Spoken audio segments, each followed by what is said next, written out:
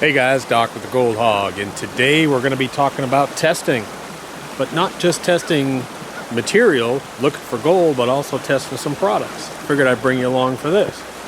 Today, again, we're up here at Gold and Gems. This is just an easy place to access. We pull our truck up on the side of the road. We know that there's gold in the creek. There's gold and gems in the pile.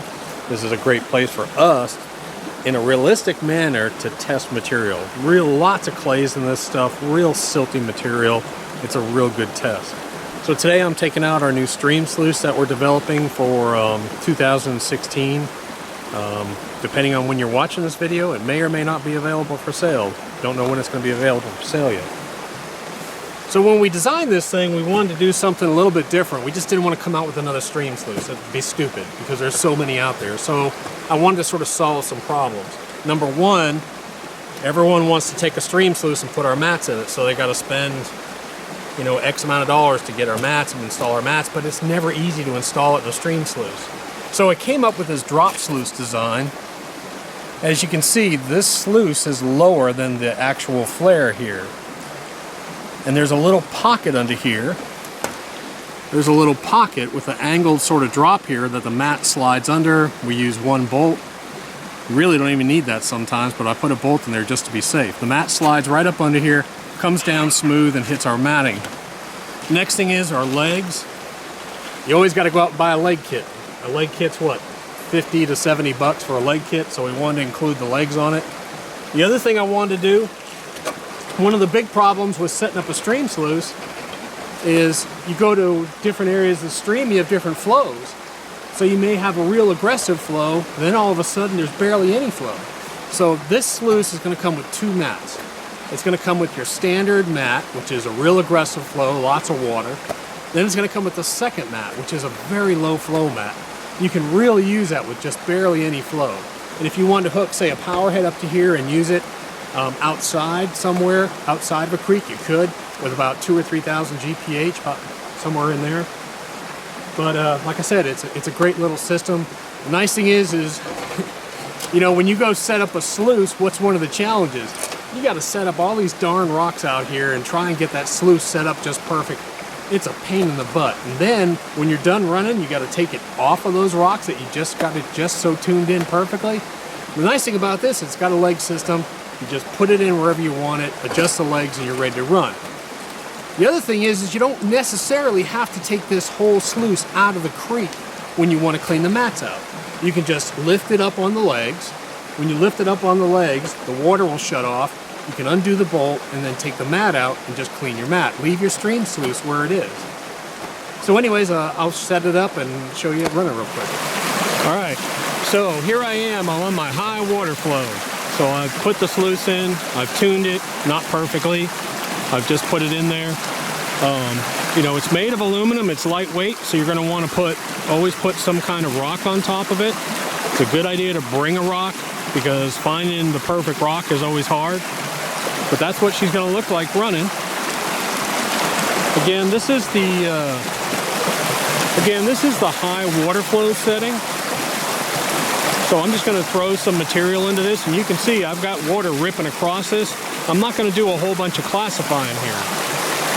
All I'm really gonna do is just feed material in.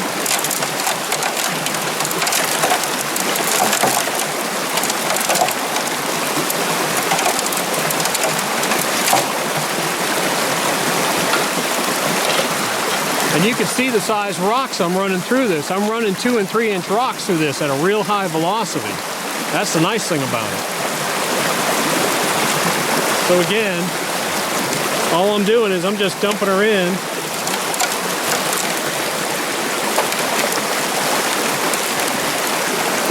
I'm not classifying this at all now.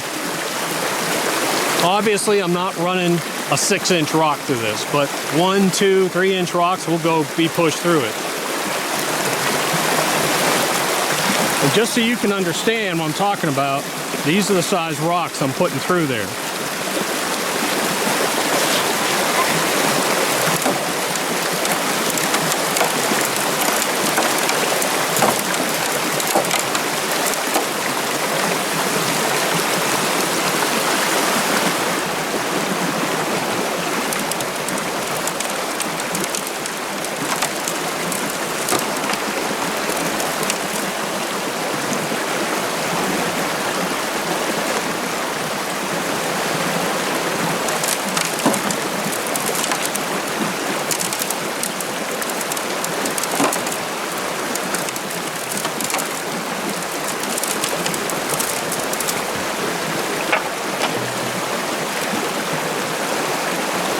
All right, so now what I'm going to do is I'm going to try shutting off the water flow.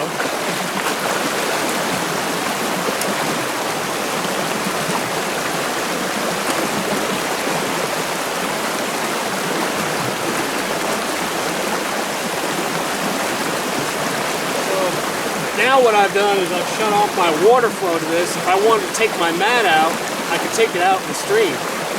So it's pretty easy. Now I can sit here, I can see black sand in here. The only thing you want to be careful about is when you do this, make sure your sluice doesn't go down the river. You'll be doing the 100-yard gold dash, chasing your sluice. I'm in real strong water here. I'm actually going to take the whole sluice out of the water now, but I like to shut the water off before I remove it. Remember, when you have a stream sluice, normally, the normal way to set it up is you got to pick it up and it's full of water and you're balancing it. What I've done, as you can see, I've shut mine off and I'm full of black sand and heavy. So let me show you. Just so you can see, I've actually shut this off now.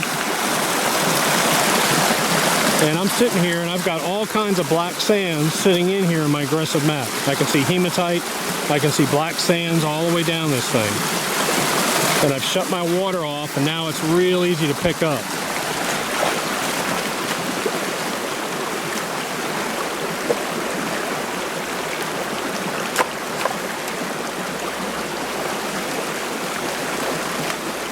Yeah, this thing is real lightweight. I don't even know what it weighs. It's not even like 8 pounds.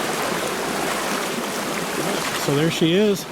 And all I have to do is I have to undo one wing nut, pull my mat out and wash my mat out, and then we're going to put it in a low flow situation with the low flow mat. So to take the mat out of this thing, all I'm going to do is undo this wing nut. There's one wing nut with a hole right here. Then all I'm going to do is I'm going to make sure that these sides are a little bit loose.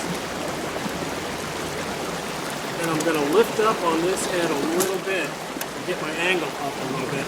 And now my mat will come right out. I can see gold sitting in the mat right here. But this is pretty cool here. I can see gold sitting in the mat right there. I have all these lines of this UR right in here. I can see gold. And I can see fine gold in there too. But that's pretty cool. I can see another piece in this scrubber here. I can see some under this scrubber. But the way we're running this, we may change a configuration on it. But I've got UR to allow this, almost acts like a corrugated slick plate. We go to a trim scrubber here. This is a talon. This is a river hog cut really low. So that's a real low cut river hog right here. Then we've got another talon. Then I've got a bedrock, and then I've got a UR. And the reason why I'm playing with this configuration is stream sluices lose their velocity towards the end because they're sort of down in this. They're fighting back pressure here, so you get a lot of rocks normally held up here. So what I did is I got rid of anything aggressive. So talon is my last aggressive mat here. Then I'm going to bedrock, and then I'm going to UR, which really are sort of a smooth mat. And again, no turbulence. So if there's any super fine gold like 100 to 200 mesh gold, it'll really get caught down in here too. So that's a real good little mat configuration. Again, this is the aggressive mat configuration. And you can see I didn't have it perfectly tuned. A lot of my heavies are battling over to this side over here. This is more empty. So you don't have to have this thing exactly tuned in. But the nice thing is you can put as much water flow to this thing as you want. You want it ripping across it. So now I'm going to show you how I clean this mat up. I've got it loose. I can see gold inside of here. Now all I'm going to do is just pull the mat out carefully, put it into a bucket,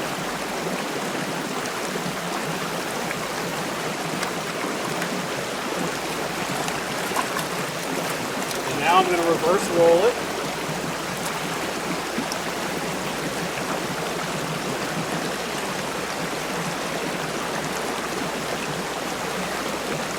It's 10 inches wide, so it fits in a bucket.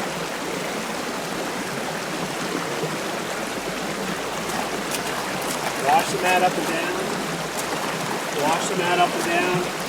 Now what I'm going to do is I'm going to reverse roll it the other way. This opens up the grooves. Roll it really tight and reverse roll it the other way.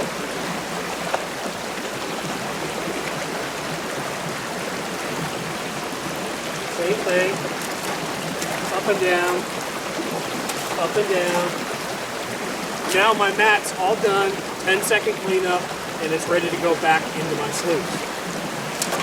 I want to show you how few cons you get with this mat setup. So that's it.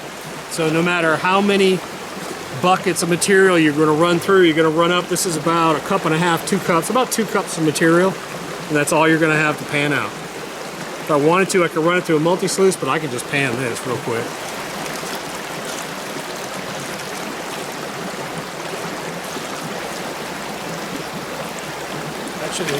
That should at least show you what I've got in here. Let's see if it shows up.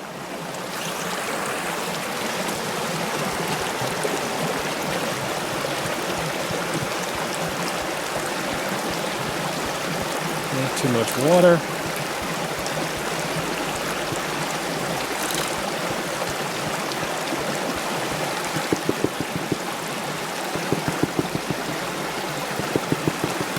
I'm gonna have to get some jet dry, but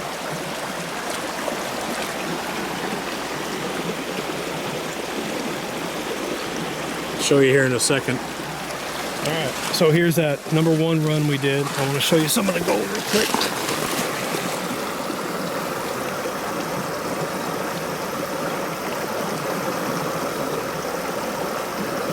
So you can see I've got gold easily down to 100 mesh in here.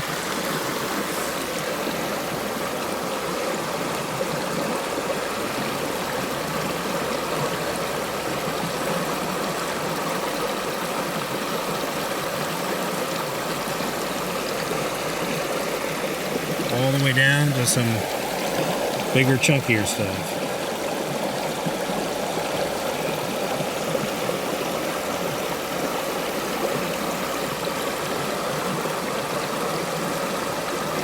So that's what I love about this setup.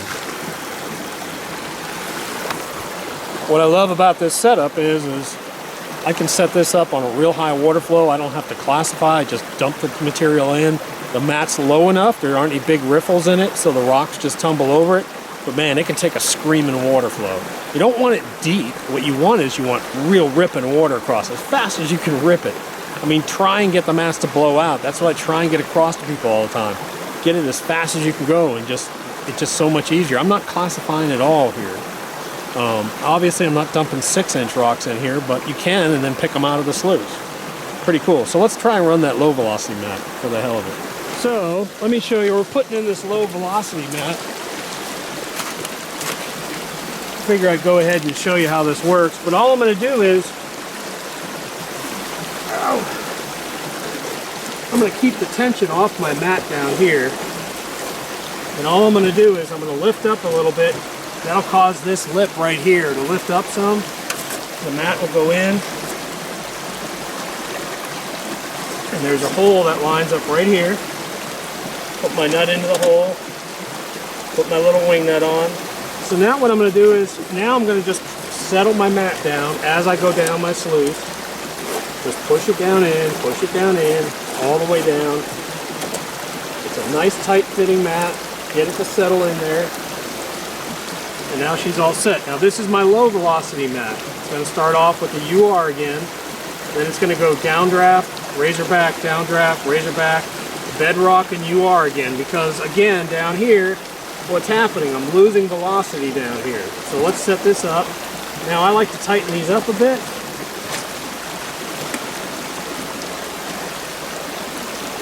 Now I'm ready to run. All right, so here's the nightmare situation. I got real low water flow, man. I just can't get this thing to exchange out. So I've got a very low velocity mat in it now. We're feeding some material through it. And what I'm doing is I'm sort of restricting into here. It's not like back over here where I'm ripping water. This is a low flow, actually.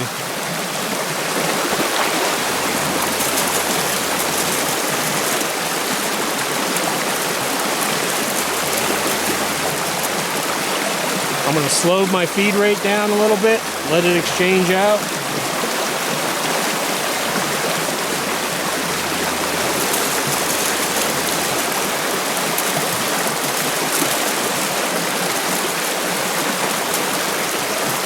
Again, this is the worst case scenario. This is just Horrible flow for a stream sluice. At this point, you'd almost be better off to get a 2000 GPH pump and get a lot of pitch on this thing and run it with an electric bilge pump. Because the problem is trying to get enough pitch on this in this little shallow creek.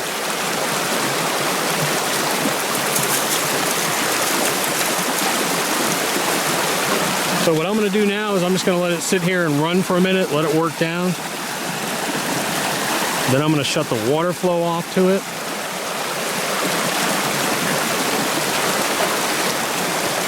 Shut the water flow off.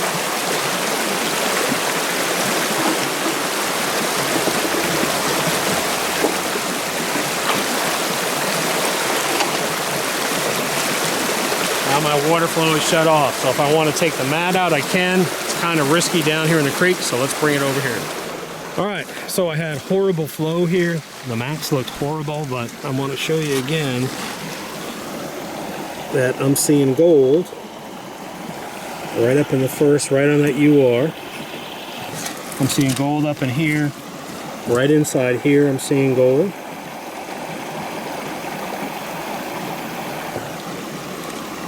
I'm seeing super fine gold here in this downdraft. And you can see up top where I had that flow, where I had that exchange going on, the mat looks really good. This downdraft actually looks really good. This one, this is a little razorback, it looks okay. And as I get further down, what happens? It gets a little more loaded up and more loaded up, but that's okay.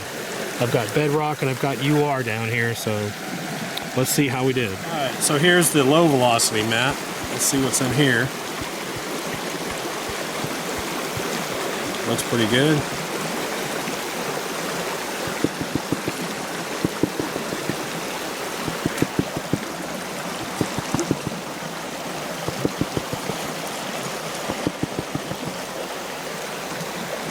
Same thing.